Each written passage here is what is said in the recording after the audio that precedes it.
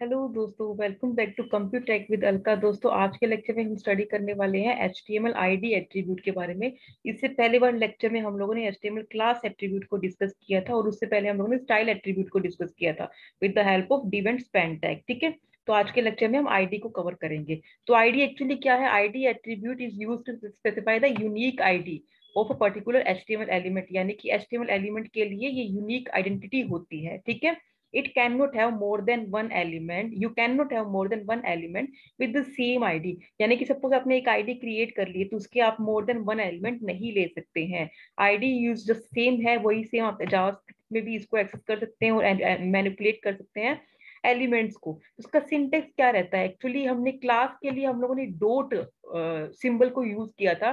यहाँ पे हम क्या करेंगे? हैश कैरेक्टर को यूज करने वाले हैं। ठीक है, और वही सेम कर्ली ब्रेसेस से हम स्टार्ट करेंगे, उसके अंदर प्रॉपर्टी मेंशन करेंगे और उसकी वजह से बंद कर देंगे। ठीक है, ये केस सेंसिटिव होती है।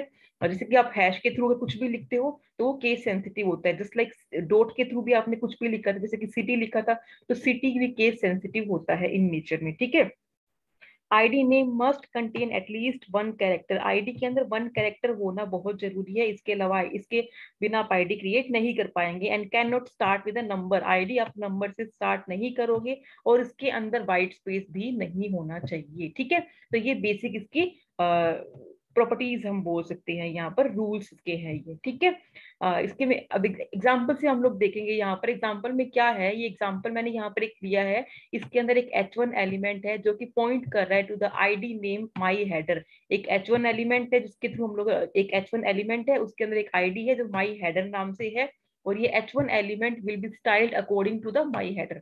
तो माई हेडर के अंदर मैं सारी प्रॉपर्टी मेंशन करूंगी और H1 एलिमेंट मेरा इस प्रॉपर्टी के अकॉर्डिंग काम करेगा। ये मेरा यहाँ पर प्रोग्राम है। ठीक है, तो अब आप यहाँ पर ये देख सकते हैं HTML हेड स्टाइल, ये आपको क्लियर है, इस पर कोई डाउट नहीं है। इससे पहले वाले मैं क्लास के थ्रू क्या कर रही थी, यहाँ पे डॉट लगा रही थी। अब मैं यहाँ पे क्या करूंगी? माई हैश लगाऊंगी, हैश कैरेक्टर यूज किया है, माई हेडर। तो अगर आपने यहाँ पे माई हेडर लिखा, अगर आप ये स्पेस लगा दोगे तो ये अलाउड नहीं है। अगर आपने यहाँ पे माई हेडर यानी कि M छोटा लिया, H कैपिटल लिया है, तो सेम आपको नीचे बॉडी सेक्शन में भी एज इट इज ही लिखना होगा। अब इसके अंदर मैंने क्या लिखा है? बैकग्राउंड कलर मेरा लाइट ब्लू कर दो, कलर मेरा ब्लैक कर दो टेक्स्ट का, और पैडिंग मेरी 40% डाल दो, 40 पिक्सल्स डाल दो, एंड टेक्स्ट का अलाइनमेंट मेरा सेंटर कर दो।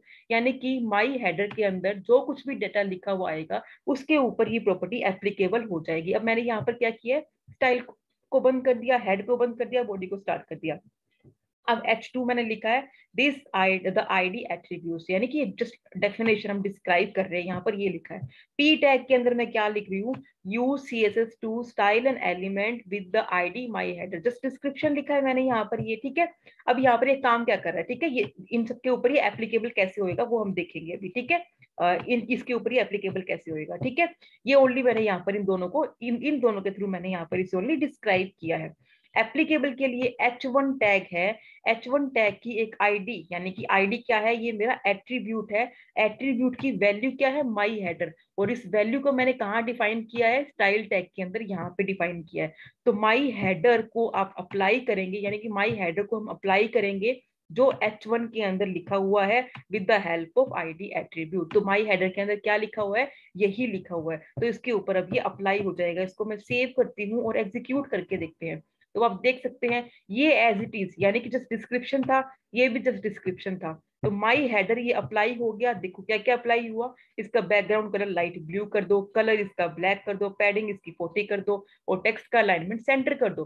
तो आप देख सकते हैं टेक्स्ट का अलाइनमेंट यहाँ पे सेंटर में आ चुका है, बैकग्राउंड कलर इसका लाइट ब्लू हो चुका है, टेक्स्ट का कलर यहाँ पे ब्लैक हो चुका है, एंड टेक्स्ट की अलाइनमेंट यहाँ पर सेंटर हो चुकी है। ठीक है, तो ये ऐसे काम करता है यहाँ पर।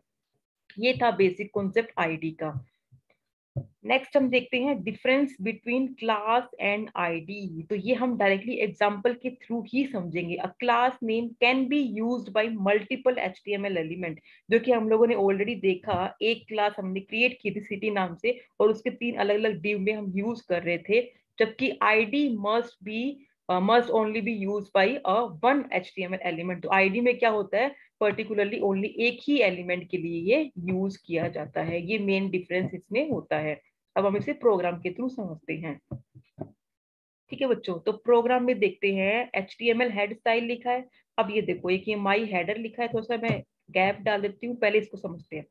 स्टाइल क्या लिखा है मैंने यहाँ पर, style the element with the, बच्चों यहाँ पर ये मैंने स्टेटमेंट लिखी हुई है ये एक, तो ये एक्चुअली सीएसएस में कमेंट का वे होता है। मल्टी लाइन कमेंट हम सीएसएस में ऐसे भी दे सकते हैं, जो ये ब्रैकेट जो ये हम लोगों ने स्टेटमेंट लिखी है वो इसके थ्रू भी हम लोग लिख सकते हैं, स्लैश आस्ट्रिक साइन और जो भी आपको कमेंट लिखना है वो, और आस्ट्रिक साइन और स्लैश, तो ये वाला एक भी एक वे होता है कमेंट लिखने का सीएसएस के अंदर, ठीक है। तो मैंने क्या किया, style the element with the help of ID, ID क्या है, माई हेडर, तो माई हेडर हैश के थ्रू डिफाइन, आईडी है तो हैश के थ्रू डिफाइन करूंगी, तो माई हेडर मैंने लिखा, उसके अंदर मैंने ये डिस्क्रिप्शन दे दी, यानी कि मेरी प्रॉपर्टी होगी एक तरीके से, ये बैकग्राउंड कलर लाइट ब्लू कर दो, टेक्स्ट का कलर ब्लैक कर दो, पैडिंग मेरी 40 कर दो, टेक्स्ट लाइन सेंटर कर दो।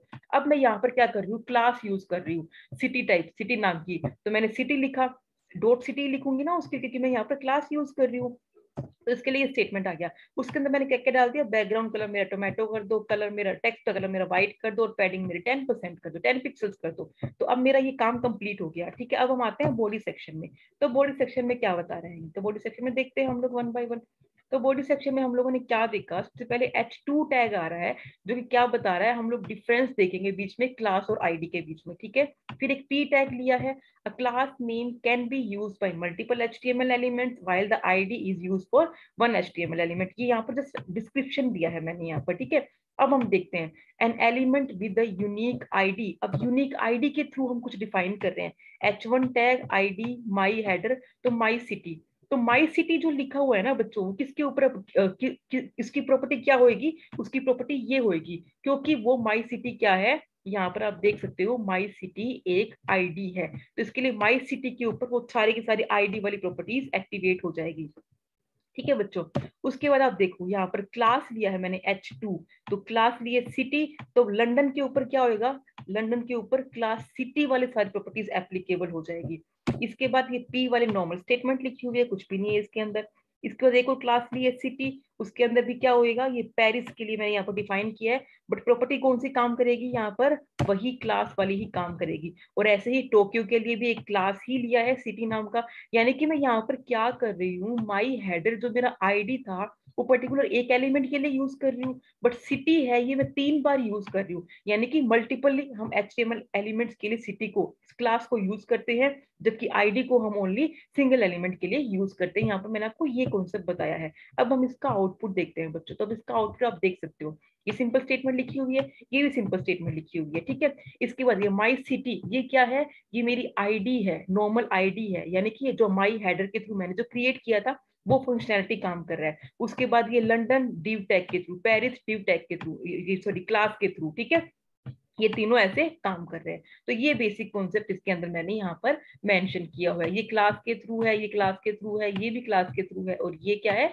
ये आईडी के थ्रू है। तो बच्चों ये कॉन्सेप्ट था यहाँ पर, और ये मेन डिफरेंस था बीच में किसके, क्लास और आईडी के बीच में। नेक्स्ट लेक्चर में हम लोग जावास्क्रिप्ट का बेसिक डिस्कशन देखेंगे, इन डेप्थ हम नहीं देखेंगे, only basic intro of JavaScript देखेंगे। टिल देन आप लोग ये टॉपिक कवर करें, अगर आपको कोई डाउट लगे तो आप कमेंट सेक्शन में मुझसे डायरेक्टली डील कर सकते हैं। Thank you.